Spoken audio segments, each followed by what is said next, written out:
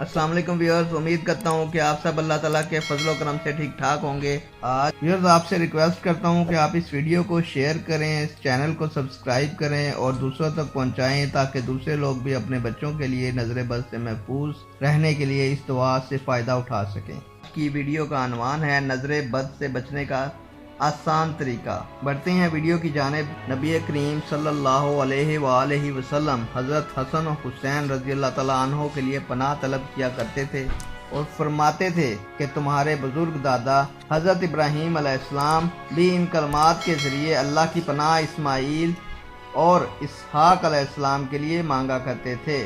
نظر بد سے بچنے کی دعا۔ اعوذ بکلمات اللہ التامات من کل شیطان وحامات ومن کل عین لامات۔ ترجمہ: میں پناہ مانگتا ہوں اللہ کے پورے کلمات کے ذریعے ہر ایک شیطان سے اور ہر زہریلے جانور سے اور ہر نقصان پہنچانے والی نظر بد سے۔ ویورز، آپ سے اجازت چاہتا ہوں نیک خواہشات کے ساتھ کہ اللہ تعالیٰ آپ لوگوں کا حامی و ناصر ہو اور اللہ تعالیٰ آپ کو ہر نظر بد اور نقصان سے محفوظ فرمائے۔ اجازت دیجیے، اللہ حافظ۔